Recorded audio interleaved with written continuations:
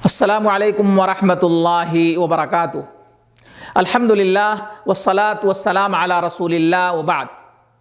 پریہ دینی بھائیوں اور متروں، اللہ تعالیٰ کا لاکھ لاکھ احسان اور اس کی کرپا ہے کہ اس نے ہمیں اور آپ کو اچھائیوں اور بھلائیوں کے موسم عطا کیے تاکہ ہم اس میں ادھک سے ادھک نیکیاں جمع کر سکیں۔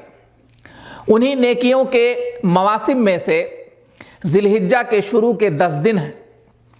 پوتر قرآن اور حدیث میں انیک استھانوں پر اس کی فضیلت اور پرتشٹھا آئی ہے۔ پوتر قرآن میں اللہ تعالیٰ کا کتھن ہے والفجر ولیال عشر، قسم ہے فجر کی اور 10 راتوں کی۔ علامہ ابن کثیر رحمہ اللہ فرماتے ہیں کہ 10 راتوں سے مراد ذی الحجہ کی 10 راتیں ہیں۔ ایک اور جگہ اللہ فرماتا ہے وَيَذْكُرُ اسْمَ اللَّهِ فِي أَيَّامٍ مَعْلُومَاتٍ، لوگوں کو چاہیے کہ وہ جانے پہچانے ایام میں اللہ کا ذکر کریں۔ ابن عباس رضی اللہ تعالیٰ عنہما سے مروی ہے، وہ کہتے ہیں کہ ایام معلومات سے مراد ذی الحجہ کے 10 دن ہیں۔ اور پیارے حبیب جناب محمد رسول اللہ صلی اللہ علیہ وسلم کا کتھن ہے کہ ان 10 دنوں کے اعمال سے کوئی بھی عمل اتم اور سروشریشٹھ نہیں ہے۔ صحابہ کرام نے کہا اے اللہ کے نبی، جہاد فی سبیل اللہ بھی نہیں؟ آپ صلی اللہ علیہ وسلم نے فرمایا کہ جہاد فی سبیل اللہ بھی نہیں مگر یہ کہ کوئی شخص اپنی جان اور مال کے ساتھ اللہ کے راستے میں نکلا اور واپس نہیں لوٹا، ارتھات وہ شہید ہو گیا۔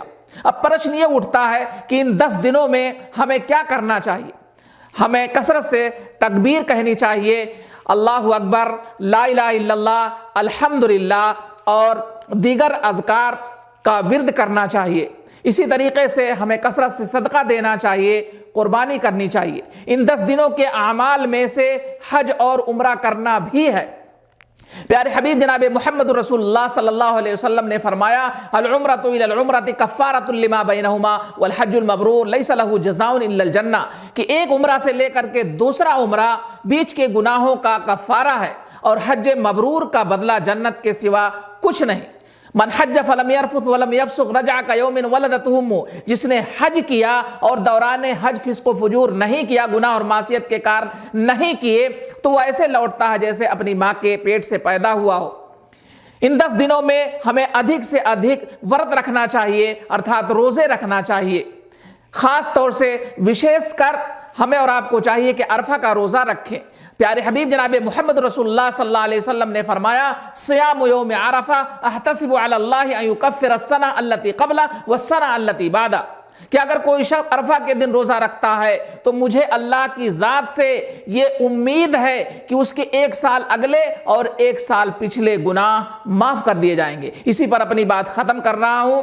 پرارتھنا ہے کہ اللہ تعالی ہمیں نیک کار کرنے کی توفیق پردان کرے، آمین۔ والسلام علیکم ورحمۃ اللہ وبرکاتہ۔